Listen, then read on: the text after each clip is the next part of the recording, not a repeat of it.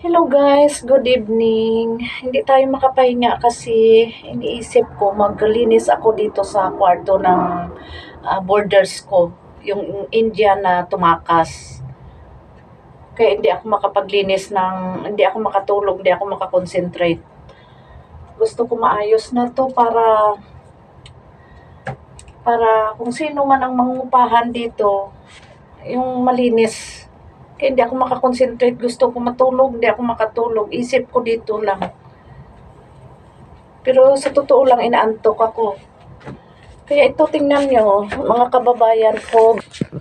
Tingnan nyo yung tingnan mo, kulang talaga ako sa tulog. Tingnan nyo yung kwarto. Ayan. Ayan, yung kwarto niya. Wala na pala siya damit. Ayan. Sorry kung isama ko siya sa vlog. Kasi tumakas talaga siya. Hindi siya nagbayad. Dapat 25 pa siya. Kung nagpaalam siya noon, nung last month, nagpaalam siya nung katapusan, okay. Pero hindi siya nagpaalam. Sabi niya sa April pa. Kaya pala unti-unti niya nilalabas damit niya. Tapos, pinagbigyan ko lang siya kasi nga 3 years na siya dito sa akin. Tsaka tinulungan din namin siya sa mga pagkain niya minsan. Pero hindi ko alam kung anong klaseng trabaho. Sabi niya nurse siya. Pero I don't know. I don't care. Pero ang totoo, tumakas siya sa kabaitan namin mag-asawa sa kanya. Tingnan nyo guys, yung natira na wala talaga damit, wala. Yan lang mga basurahan niya, yan ang natira, yan. Yan, tsaka yung taladya niya. Ang laki ng utang niya ngayon, ibibinta ko yung ref niya ng 10 KD. Ayan, ibibinta ko. Pero ang upa ng bahay ay dapat nung 25 pa. Tapos na siya dito. Pero ginamit pa niya ng 15 days yung... Okay guys, naputol yung video natin. Ito nga yung sinasabi ko, yung borders ko na tumakas. Ngayon, ililigpit ko yung mga kalat niya sa itapon ko. Kasi, siyempre, ayaw ko sorry, sa ingay. Ayaw kong kasi ang oras, tumatakbo. Siyempre, walang ang tawag to, nakatiwangwang lang kwarto. Kung di ko lilinisan, maghintay pa kung kailan. Kaya kailangan, hilahan na natin to. Kasi oras tumatakbo.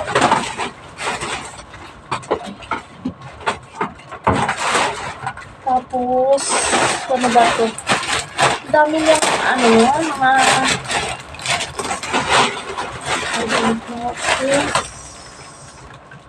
hindi ko alam kung ano itong mga basura niya dito. Kailangan maglinis. Hindi na natin sasayangin na kasi sayang yung oras. Hindi ko itatapon ko yung mga basura.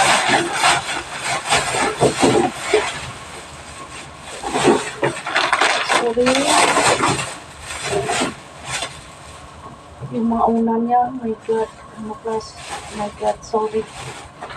Hirap manglait ng tao, pero itong nangyari sa akin nga, parang hindi ko alam, hindi naman ako ganito sa mga borders ko.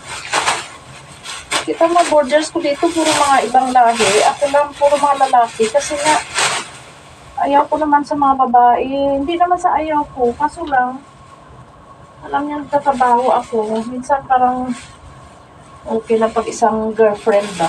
Isang boyfriend. Kung halimbawa mayroon. Hindi na pag alis mo, iba na madadalhin. Tapos minsan, nadala na kami doon sa 5th floor dati, sa isang apartment namin.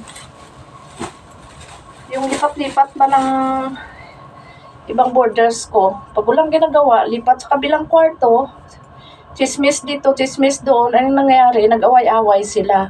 Nagsabunutan. Yun. Pinag-ayos sila. Ayaw nilang mayos. Kaya nag-decide si Mr. na paalisin na lang sila. Kung magkabati sila, stay sila sa apartment. Pero nung hindi talaga sila, pareho sila matataas yung pride. Kaya, yun, nagsialisan sila. Pareho sila nagsialisan. Pero okay naman kasi may nakakuha naman ng ng kwarto na yon. Kaso lang nung na dumating yung time na natingga yung kwarto ng 5 months. Doon na ako na sabi ko hindi pwede ito. Kung hindi ko i-surrender yung flat na yon, yung apartment na yon, ibalik ko na lang. Sa ako pa magbayad na magbayad. Parang yung kita namin doon, bumalik lang. Parang binayad ko rin sa ilang buwan na wala. Kaya wala nangyari.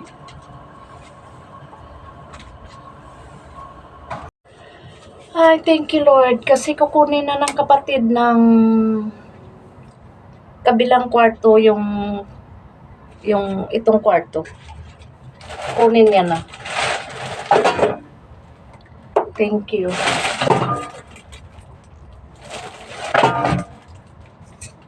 Para hindi nasasakit ulo ko. Hindi ko alam kung ano to. Basta itapon ko ano lahat. Ayaw ko sumakit ulo ko yung daming basura. Daming hindi ko alam to. Basta sa akin tapon ko lang to para wala nang Ayaw kong dami kong lilinisin. Sorry kasi putol-putol yung video natin.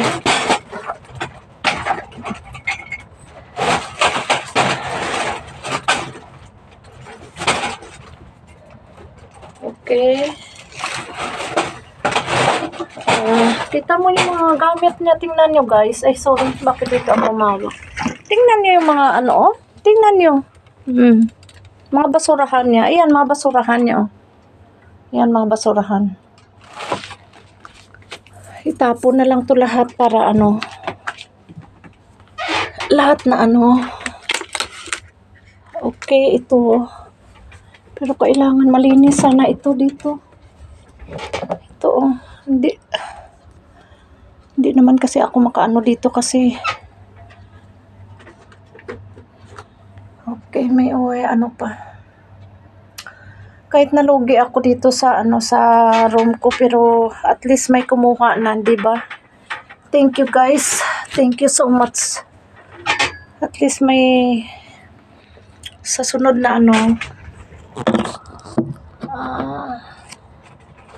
sa sunod na bayaran, at least buo na, hindi ba? Thank you for everything. Thank you so much guys. Thank you. Hold ko muna kayo. Ayaw kundi maglinis. Anong oras na? Bisipin nga natin, hindi.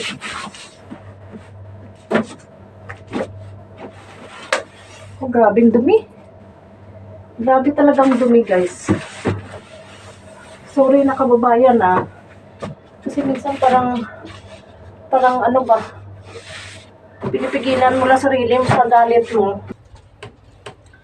Ay, nako.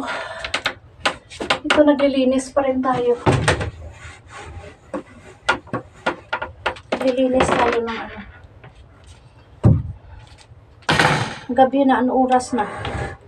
Naglilinis pa rin tayo sa iniwan na dumi ng India na tumakas.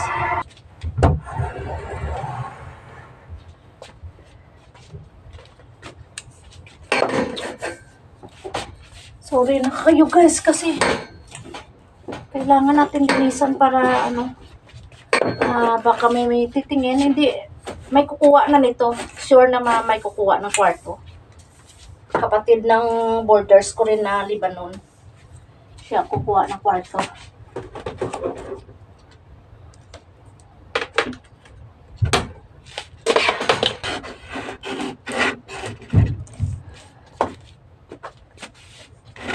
Ay, naku. Dali lang, guys. Grabe. Ano oras na? Naglilinis pa tayo.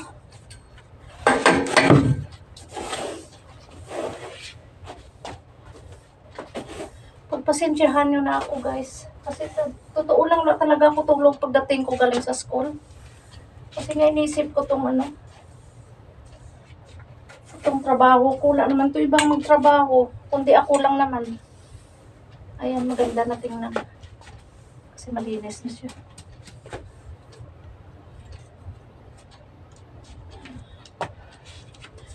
Hold ko muna kayo, guys. Malinis tayo, guys.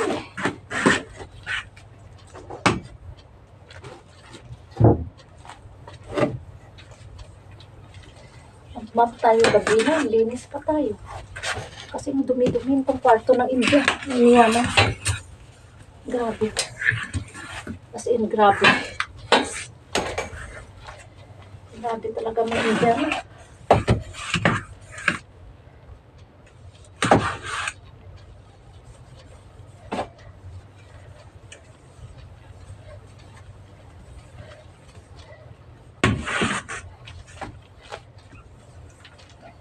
Sabi na naglilinis pa tayo.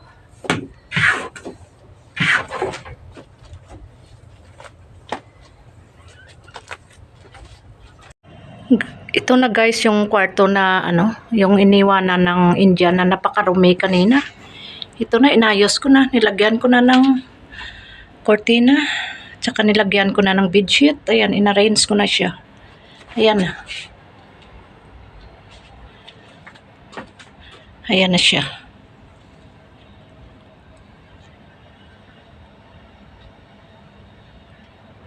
Ayan ang kwarto.